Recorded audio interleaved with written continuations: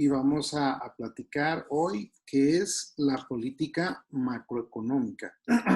Cuando hablamos de política macroeconómica, nos referimos de manera general en cómo se van a marcar las líneas de actuación del Estado, en este caso, sobre cómo puede administrar los recursos y bajo qué líneas de actuación va a hacerlo y con qué instrumentos. En las clases pasadas nosotros ya revisamos cuáles son las variables económicas con las cuales la macroeconomía pues echa mano para hacer su análisis. Ahora veríamos, ya teniendo esos números, ese análisis, qué puede hacer para ejercer una buena administración de los recursos y además, en gran sentido, ¿no? Como dice la parte de la teoría de Keynes, ¿cómo puede el Estado intervenir para que haya un equilibrio económico? A final de cuentas nos interesa que haya un bienestar a nivel macro, ¿no? de la economía. Entonces, ¿cómo le podemos hacer para influir en ese sentido sobre ese equilibrio de la economía? Bueno, en ese sentido, para evaluar el nivel de vida de un país, como dice aquí en la diapositiva, lo que necesitamos es, dice, activar o detener el crecimiento de su economía dependiendo del momento del ciclo económico en el que nos encontremos, mantener o no estables los precios de las mercancías, de los bienes y servicios, o elevar o reducir niveles de desempleo. Aquí, no sé si les llama la atención, pero es muy interesante ver qué tanto nos puede interesar esta parte del desempleo como una medida para influir en la economía. Y vamos a ver que es muy interesante cómo lo puede ejercer en ese sentido el gobierno, ¿no? De esta manera, ¿no? Tenemos 4 objetivos en la macroeconomía. Vamos a definir eh, en la política macroeconómica cuáles son los objetivos de que intervengamos para hacer el equilibrio de la misma, ¿no? La primera y muy importante y que nos va a interesar, y de hecho a través de esta variable o de este objetivo, es como vamos evaluando cómo sexenio a sexenio cada gobierno va haciendo una administración correcta o incorrecta de la capacidad que tiene el país para producir. Entonces, en la parte de producción es ver, ¿no? En la producción de bienes y servicios que la sociedad necesita o que en este caso también satisfacen al movimiento de mercancías a nivel comercio exterior. Y este indicador económico va a medir la cantidad total de producción que tenemos en el país, ¿sale? Y va a estar definida a través del Producto Nacional Bruto. Entonces, por eso ustedes de repente cuando están en las noticias y pasan a la sección de economía y empiezan a evaluar cómo va el país, cómo va el actuar del gobierno, siempre van a escuchar que lo relacionan mucho con la parte del Producto Nacional Bruto, el PIB o la producción, ¿no? Es como de repente empezamos a intuir cómo van las cosas. Hoy en día, el producto o la producción del país se ha desacelerado muchísimo. Entonces, ahí tenemos un primer objetivo que tiene el gobierno para este año 2021, en el cual tendrá que trabajar y ver qué herramientas va a utilizar para aumentar la producción, ¿no? En nuestro país, para aprovechar lo que se tiene de recursos y transformarlos, ¿no? Entonces, muy importante la parte de producción. Ese es uno de los objetivos. Siguiente objetivo va a ser el empleo. Estamos muy interesados para alcanzar los niveles adecuados de empleo. ¿Por qué? Porque depende mucho de esto, pues la estabilidad, el equilibrio de consumo de la demanda agregada. Tiende a variar mucho dependiendo de la etapa en el ciclo económico en el que estemos y dependiendo de eso, el Estado va a intervenir para poder solventar algunas cuestiones de desempleo. En teoría económica, cuando Keynes empezó a proponer esta parte de vamos a intervenir para que podamos mejorar las condiciones, algunos de los comentarios de los economistas de esas épocas eran tu gobierno debes, inclusive si es necesario, contratar a personas que hagan hoyos en la tierra durante la mañana y contratar en la tarde gente que vaya y los tape para que haya una buena economía. O sea, a esa medida, decían, es importante que el gobierno haga algo para equilibrar la situación. Acuérdense que se da a raíz de la crisis financiera de los 30, ¿no? Del 29, donde tenemos muchos problemas de consumo y donde se perdieron muchos ahorros, donde se perdió mucha inversión. Entonces no había empleo. Entonces, hasta ese punto se llega a pensar, ¿no? De cómo tendría que intervenir el gobierno, ¿no? Keynes no es que dijera eso, ¿no? Pero era un comentario que estaba ahí latente, ¿no? De tenemos que hacer que los niveles de desempleo disminuyan. ¿Cómo lo podemos hacer? Ya no tenemos más herramientas, decían en ese momento. Entonces, ese es un segundo objetivo. Tercer objetivo muy importante para la política macroeconómica va a ser la cuestión de la inflación. Ahora, aquí es importante acotar cuál sería el concepto de inflación, eh, ¿no? que vamos a utilizar. El concepto de inflación es un incremento de los precios generalizado o una elevación de los precios de manera generalizada.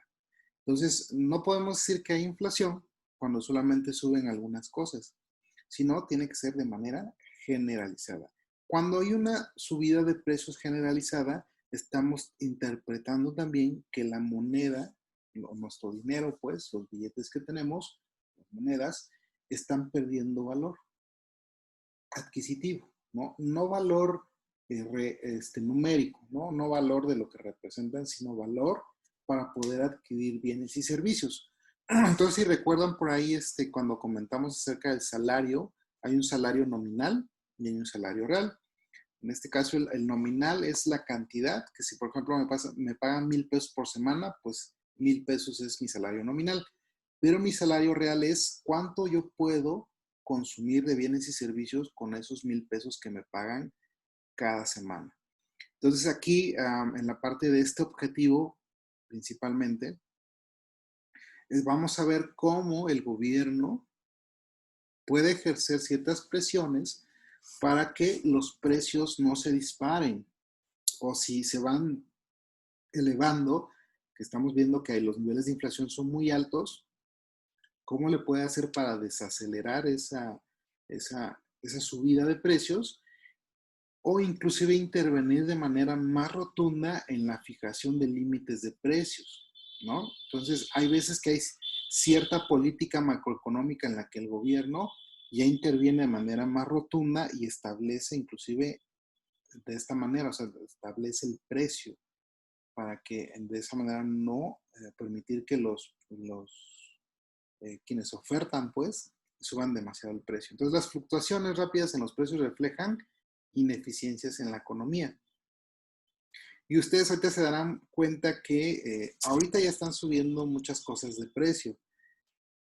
Ahorita, ¿no? Que estamos a fin de año, que estamos pasando por ciertas situaciones, circunstancias difíciles, se darán cuenta que de repente cuando van al súper ya no les alcanza para lo mismo que compraban antes.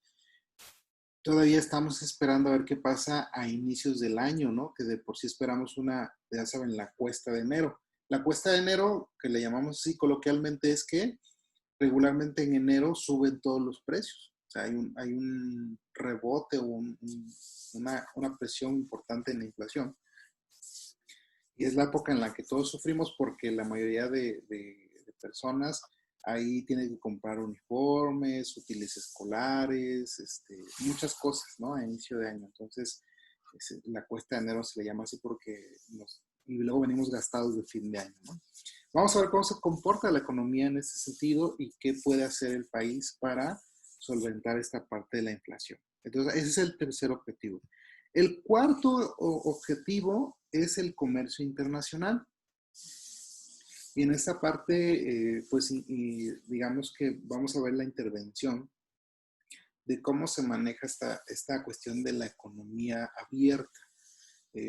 Acuérdense del modelo de mercantilista que decía que no deberíamos tener demasiado intercambio con los países o con otras economías, sino que solamente intercambiar materia prima, no bienes finales, con el fin de que el país no se encontrara en desventaja. Y luego la fisiocracia y el librecambismo decía, no, tenemos que aprovechar las ventajas competitivas de otros países a fin de que esas ventajas se vean en el intercambio de bienes y servicios. Y si un país es más eficiente para producir un cierto bien y servicio, comercializar con ellos para aprovechar esa ventaja competitiva. En este caso, el comercio internacional pues trata de eso, del intercambio de bienes y servicios entre diferentes naciones, pero aquí el gobierno tendría que ver bajo qué condiciones se da ese intercambio.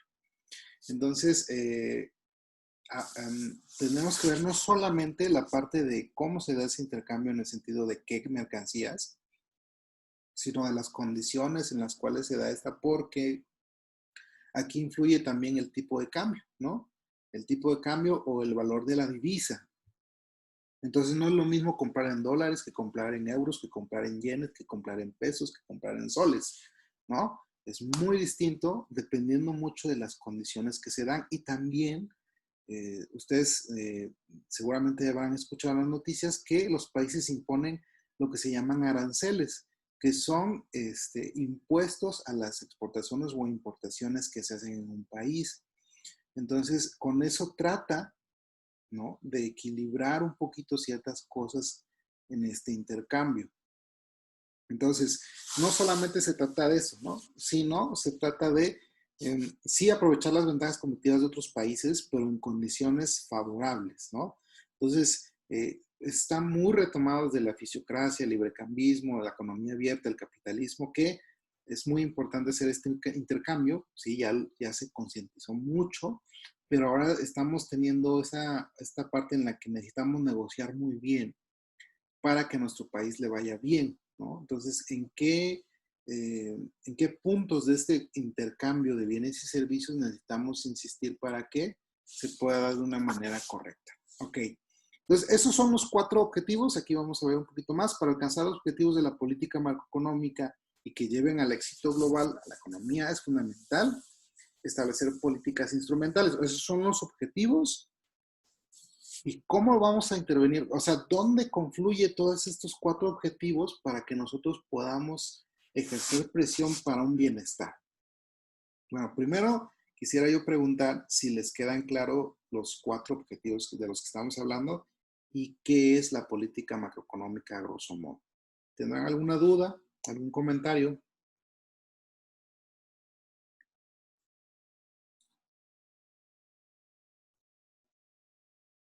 ¿No? ¿Vamos bien? Ok. Entonces, Sí, profe. ok, muchas gracias, Mala. Bien, entonces no hay ninguna pregunta. Ok. ¿Sí? A Mayrani, ¿cómo vamos? Vamos bien.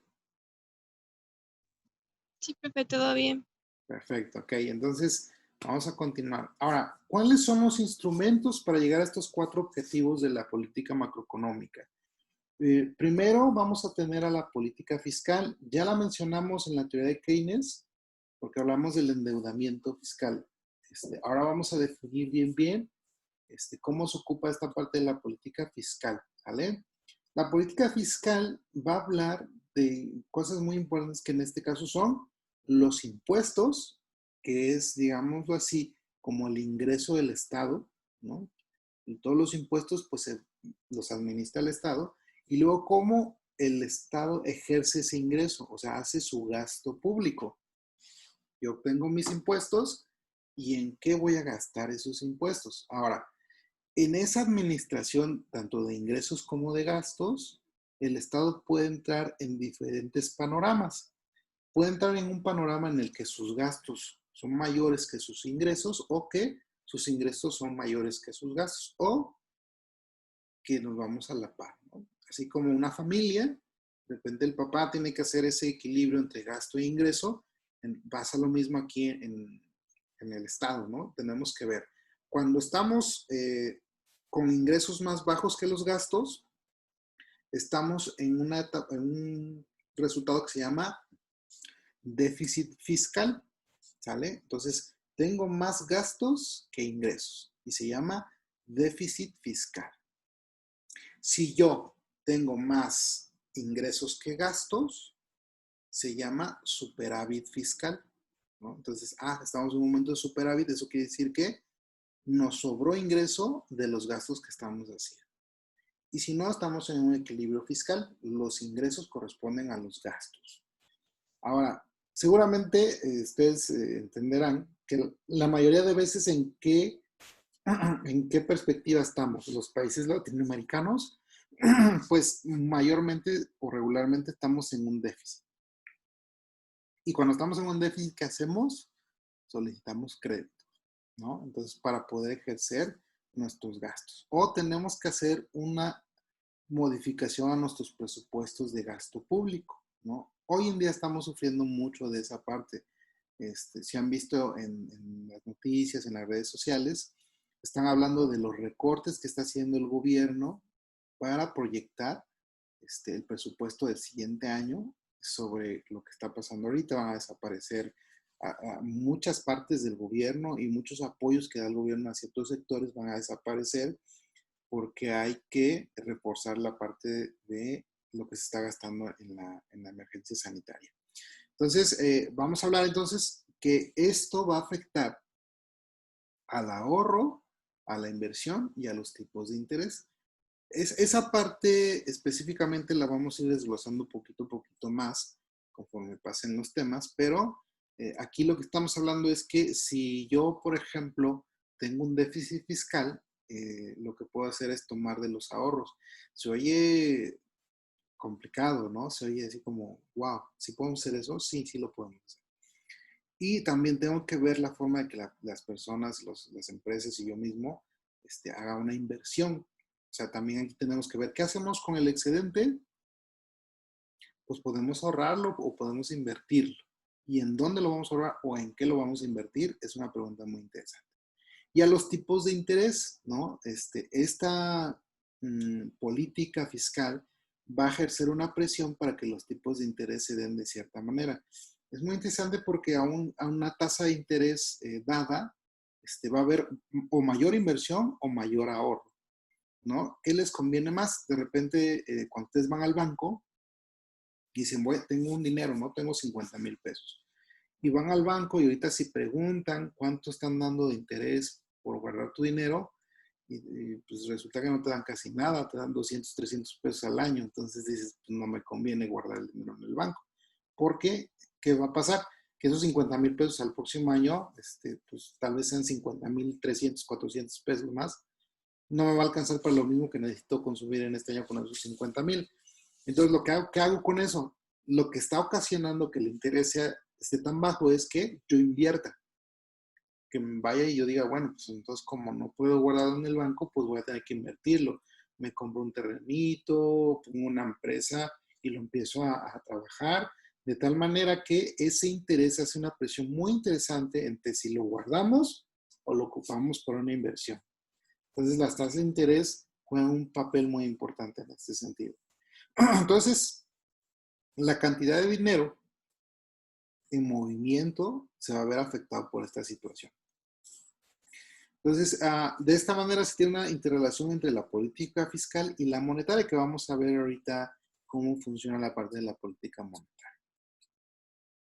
Los impuestos afectan a la renta de los individuos y mayormente aquellos que precisamente, digámoslo así, están o son contribuyentes, se les llama o nos dicen, ¿no? A quienes estamos registrados ante Hacienda y toda esta parte, al contribuyente que ya no tiene salida, solamente tiene que pagar sus impuestos, se le llama, pues el contribuyente, ¿cuál es la palabra? El contribuyente cauto o al contribuyente ya, condicionado, que es aquel que ya no, pues está pagando impuestos, no tiene de otra, pero hay gente que no registra sus actividades, que su negocio no está dado de alta, entonces muchos no pagan impuestos, ¿no? Pero nosotros, la mayoría que ejercemos una profesión y damos recibos de honorarios o pedimos una factura, pues pagamos, ¿no? Entonces, si suben los impuestos, a nosotros nos afecta nuestro ingreso. ¿Qué pasa si yo empiezo a pagar más impuestos, ¿no? Por ejemplo, ahorita en mi declaración mensual o en mi declaración anual, pues yo veo un resultado en el cual yo tengo que pagar más impuestos, pues afecta a mi nivel de consumo, ¿no? Entonces, en esta parte yo voy a consumir menos y si yo consumo menos, va a haber una menor demanda de bienes y servicios y finalmente va a afectar al Producto Nacional Bruto. Entonces, son aspectos muy importantes, ¿no? Entonces, si yo elevo los impuestos, también le resto capacidad de consumo a los individuos, pero ¿para qué hago esa elevada de impuestos, ¿no? ¿En qué lo voy a utilizar? Entonces, aquí es un poquito ese manejo o ese detalle, ¿no? De cómo lo vamos a utilizar. Ahora vamos, la segunda política que tiene que ver con la parte de alcanzar estos 4 objetivos que les he comentado, pues es la política monetaria. La política monetaria en este caso tiene que ver con la parte del dinero, ¿no? Es un mecanismo que tiene el gobierno para determinar la oferta monetaria, ¿no? Esto es muy interesante porque básicamente yo tengo la oportunidad como gobierno de inyectar dinero en la economía, ¿no? Entonces, yo tengo mi maquinita que hace billetes, ¿no? Entonces, de repente, cuando uno está a veces en la secundaria, en el bachillerato, escucha uno de esta posibilidad y dice, bueno, pues ¿por qué el gobierno no reparte dinero y ya todos salimos de la pobreza bien fácil, ¿no? Y luego nos damos cuenta del fenómeno capitalista que se llama la inflación y ya entendemos por qué no puede hacer eso. Porque si hay demasiado dinero, pierde valor. Entonces, en nuestro sistema económico eso es lo que sucede. Entonces, debes tener mucho cuidado en cómo tú inyectas dinero pues a la economía, al país. No puedes andar elevando el nivel de dinero nada más porque sí. Debe tener sus razones. ¿En qué es lo que va a afectar en el que haya más o menos cantidad de dinero en una economía? Va a afectar 4 variables. Las tasas de interés, que ya los comentamos en la parte de política fiscal, porque si hay más dinero, disminuye su valor, pero también afecta en ese sentido en que los bancos te puedan pagar más o menos porque lo guardes. El precio de las acciones también, los precios de la vivienda y el tipo de cambio. O sea, lo que estamos sufriendo hoy en día, que ya ahora sí ya como que ya no hay mucho que decir, o ya mucha gente ya no se está quejando acerca de cómo fluctúa el precio de la gasolina, por ejemplo, también está muy relacionado con el tipo de cambio, ¿no? Entre más sube el dólar, de repente vemos ahí, nos duele un poquito más llenarle el tanque de gasolina al coche. ¿Por qué? Porque también va relacionado con la parte del tipo de cambio, el precio de la vivienda, ¿no? Hoy en día se están proponiendo muchas políticas para que los precios de las viviendas no se disparen, porque tenemos por ahí un detalle que, por ejemplo, hace algún tiempo, en los 2000, ¿no? En la década de los 2000, 10 en adelante, me parece, no, un poquito antes, ya desde antes empezó este detalle, que en Estados Unidos hubo una crisis de vivienda, ¿no? Se llamó la crisis hipotecaria, que nos vino a afectar muchísimo a nosotros, pero que no la hemos sufrido todavía como ellos, que en el caso de que las viviendas pierdan valor, en razón a cómo se utiliza el precio de la vivienda, ¿no? Entonces, en este caso, eh, estamos tratando ahorita en México de definir qué podemos hacer para que no se vaya a disparar el precio o no vayan a caer también los precios de las casas, ¿no? Entonces, el crédito del Infonavit, ahorita se está viendo mucho se está discutiendo mucho esta cuestión de los precios de la vivienda, ¿no? Entonces, es muy interesante en esta parte. Y básicamente, como les decía, controla la cantidad de dinero que circula en la economía, ¿no? Mediante la emisión de moneda. Que en este caso, ¿quién está a cargo de toda esta situación de la política monetaria? Pues el Banco de México. El Banco de México, que es el banco de los bancos, ¿no? O sea, el Banco de México es el banco general de nuestro país, ¿no? No tiene nada que ver con Banamex, con Bancomer, con Banorte, con todo eso, no. Sino es el banco de nuestro país, donde están guardadas en esas arcas los capitales y donde se puede emitir moneda de, moneda del país, ¿no? En este caso, producir pesos mexicanos. Entonces, el Banco de México tiene un actuar muy importante y de esto depende la política monetaria. Entonces, eh, digamos que en este sentido es un instrumento también que interviene en el hecho de cómo se van a dar los créditos en los bancos comerciales. O sea, el Banco de México va a definir en muchos sentidos o va a afectar las condiciones en las cuales nosotros podemos ir de repente a un Banorte, a un CBC, a un Banamex para adquirir un crédito, ¿no? En ese sentido, las tasas de interés, las condiciones del crédito. Y el Banco de México actúa de manera indirecta a través de también otorgamiento de crédito a los bancos privados y las operaciones de mercado abierto, que vamos a ver que tienen que ver con compra y venta de valores gubernamentales. Aquí,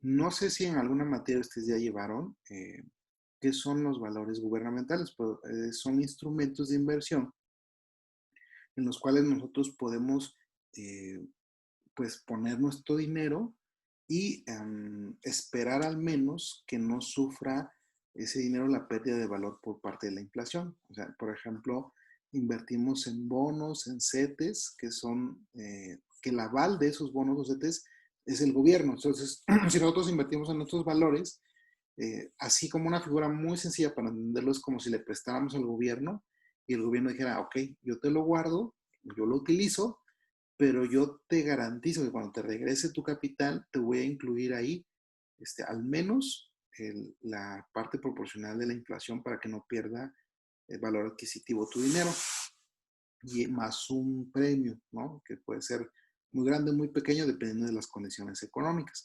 Pero como el aval, digamos, en ese sentido es el gobierno, pues es una inversión que se considera como segura, que tendrá sus características muy interesantes, inclusive en los niveles en los cuales nosotros podríamos hacer esa inversión, porque hay diferentes instrumentos para hacerlo desde la banca privada.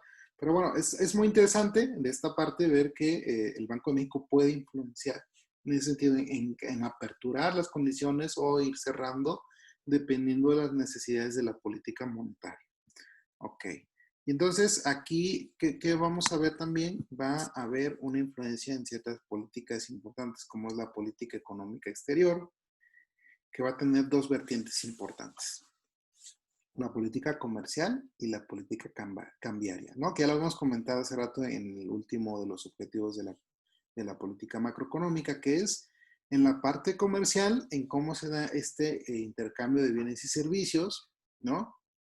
En donde qué tanto abrimos o qué tanto cerramos la posibilidad de tener este intercambio con otros países a través de condiciones de aranceles, inclusive con los tratados de comercio, ¿no? El Tratado de Libre Comercio y los demás tratados que están alrededor de nuestro país para efectuar este intercambio de bienes y servicios y bajo qué condiciones, que eso es muy importante. Entonces, una política restrictiva lo que hace es tratar de cerrar para que no entre tanto. Y una política expansiva lo que hace es fomentar el crecimiento económico del país a través de este intercambio de bienes y servicios, ¿sale? Y la política cambiaria, ¿no? La actuación del mercado de divisas. Aquí, pues, se tiene que ver con el intercambio de la moneda, el valor que puede tener la moneda, de tanto la nuestra y comparándola con otras monedas de otros países con los cuales tenemos ese intercambio de bienes y servicios. Aquí es importante decir que no solamente se trata de ir comparando la moneda por compararla, sino que también tenemos que ejercer un cierto control en cómo hay esa oferta y demanda de la moneda. A final de cuentas, el dinero también es una mercancía y podemos comprar dólares, podemos comprar euros, podemos comprar yenes, podemos cambiar, si vamos a otro país, las monedas, pero cada país tiene dentro de esta política cambiaria ciertos límites en los cuales, o ciertos controles de cómo se dan pues esta venta y compra de divisas. Hay países que han sufrido mucho por no tener estos controles de divisas o tener una política cambiaria apropiada. Hablamos del tema, por ejemplo, de Argentina. Tuvo una crisis muy importante por la compraventa de dólares, en la cual les afectó demasiado, en cierto sentido, en un momento dado cuando la gente empezó a decir, bueno, pues como yo veo que la moneda argentina pierde valor, lo que hago es comprar dólares para que ahí esté seguro mi dinero, ¿no? Entonces, hoy en día creo que tienen una restricción muy importante en cuanto a la compra-venta de dólares. En Colombia también tienen ciertas restricciones muy importantes. Entonces, y si tú compras, por ejemplo, dólares o euros, no solamente compras el dólar y euro, sino te cobran un impuesto por hacer esa compra y venta de divisas.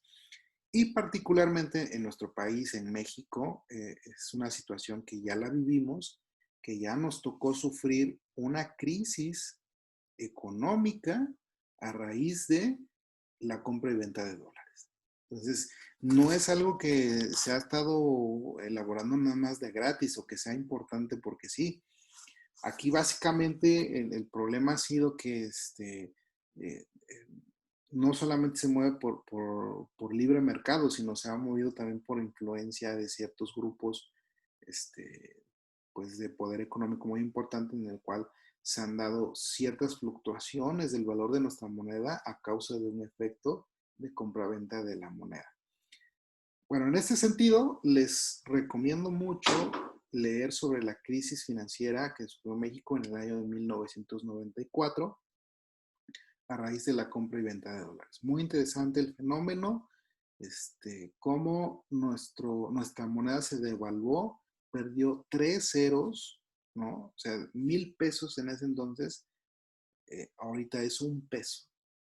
Ahora, si viéramos esa perspectiva y ustedes hicieran comparaciones, aumentele 3 ceros a cada cantidad que ustedes ven en la economía y entonces se van a dar cuenta de cómo estábamos antes y cómo estamos ahorita.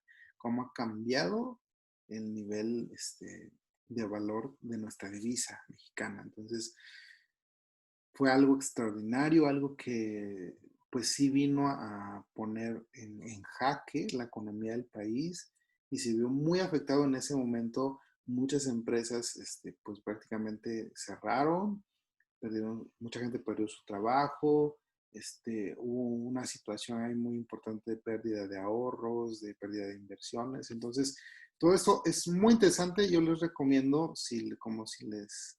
Es 1994, estimada Esmeralda. 1994, la crisis de México de 1994, cuando estaba, me parece que estaba Salinas de Gortari, no me acuerdo bien si estaba él. Pero bueno, es muy interesante ver ese efecto de la política cambiaria, y cómo se ha ido dando esa parte, ¿no? Cómo es que en ese momento repercutió, dando que en algún momento dado, haz de cuenta, ibas a comprar, no sé, tinaco, ¿no? En la mañana costaba 2,000 y en la tarde ya costaba 8,000, así, de ese tamaño. O sea, fue una cosa muy, muy, muy fuerte. Entonces, si ustedes no lo conocían, sería muy bueno que lo leyeran, que lo platicáramos. Si quieren, lo platicamos en la siguiente clase, que vamos a ver un poquito más de instrumentos. Ya me cuentan ustedes que vieron, que leyeron. Estaría muy, muy interesante que lo pudiéramos ver. Ok. Entonces, y otra que está ahí inmiscuida es la política de rentas, que se enfoca a control de salarios y precios de los bienes y servicios, ¿no? Que es básicamente este control de los niveles. Ustedes saben que en nuestro país tenemos un control del salario mínimo, que es muy también interesante ver cómo se constituye esta parte del salario mínimo, ¿no? ¿Qué dice el gobierno de cómo se conforma el salario mínimo? Es bien interesante porque dice que nos debe alcanzar para muchas cosas. Y ustedes pues busquen cuánto es el salario mínimo y vean para qué les tiene que alcanzar el salario mínimo. Y dice uno, wow, hombre, pues si así fuera, qué padre. Pero no. Entonces, pero es una medida que está ahí y que influye en cómo actúa la parte de cómo pagan las empresas pues a los empleados. Y es triste ver, ¿no? También que eso ha servido también para otros vicios de la economía. Por ejemplo, cuando ustedes van a trabajar, en su contrato les ponen ahí cuánto les pagan y todo, ¿no? pero muchas veces en el contrato viene un salario mínimo y ya a ustedes les pagan más, porque a través del salario mínimo se pagan impuestos, se registran en el IMSS, sirve para términos de cuestiones de cuando ustedes tengan este, cuando terminen su etapa productiva y obtengan una pensión, pues también en base a eso, ¿no? Entonces, ya cuando sales de trabajar y te dan tu pensión, resulta que tú esperabas que como ganabas 8,000, 10,000 pesos al mes o más, pues tengas una pensión más o menos, resulta que la empresa te registró el salario mínimo y entonces tu pensión pues es el salario mínimo. Entonces, muchas cosas están atadas o están unidas a esa cuestión de análisis del salario, ¿no? Entonces, muy importante, la parte de política de rentas tiene que ver con ese proceso de estimación de salarios, de control de salarios y también de los precios, que ustedes se van a dar cuenta también por ahí que en términos generales hay una canasta que le llamamos canasta básica de bienes y servicios en los cuales el Estado o el gobierno trata de poner límites para que no se salgan de ciertos precios, ¿no? Entonces tratan de contener con ello la inflación porque la canasta básica se supone que son los productos que más demanda la población o que son de consumo básico, ¿no? Entonces, pues por esa parte tratan de poner medidas para que no se dispare la inflación, ¿no? Entonces, hacen una combinación un poquito en esta parte de la política de rentas entre la monetaria y la fiscal para también influir un poco en la parte del desempleo, en la parte de los precios, ¿no? Es importante decir que si yo, por ejemplo, aumento demasiado el salario mínimo, las empresas van a despedir gente porque van a tener que pagar más y entonces van a decir, bueno, pues entonces ahora lo que voy a hacer es ocupar menos gente para que me alcance para pagar mi nómina. Entonces, son varias cosas. Ya empezó la adelanto. Entonces, esta última estrategia puede incurrir en pérdidas del Producto Nacional Bruto, dependiendo mucho de cómo lo vayamos ocupando, ¿no? Ok, hasta aquí vamos a cerrar esta parte de política macroeconómica concluyendo en que la macroeconomía se centra en una serie de variables que son clave para tomar un conjunto de medidas de política macroeconómica que son parte del actuar del gobierno y que trata de influenciar. Entonces, a partir de todas estas herramientas, ¿para qué? Para tener un equilibrio en la administración de bienes y servicios y obtener pues una sana y correcta vida económica del país, ¿no? Entonces, es difícil porque son varias herramientas y como ustedes se darán cuenta, pues hay que conocerlas muy bien, hay que tener cuidado en cómo manejas cada herramienta para poder tener un buen funcionamiento, ¿no? En ese sentido, para influir de manera correcta en la economía del país. No nada más en tomar decisiones así de que se me ocurrió hoy hacer esto porque va a tener efectos muy importantes en la vida pues, de todos nosotros como mexicanos. Bien, hasta ahí quisiera saber si queda claro, si tienen alguna duda para ir retomándola y en la siguiente clase vamos a ir como explicando algunas otras cosas más a detalle. Ahorita es como de manera general, conozcan qué es la política macroeconómica, cuáles son sus objetivos, qué es la política fiscal y qué es la política monetaria y algunos de sus instrumentos. Entonces, si me entendieron, si me expliqué bien, espero me puedan comentar qué les parece. ¿Tienen alguna duda? ¿Tienen alguna pregunta?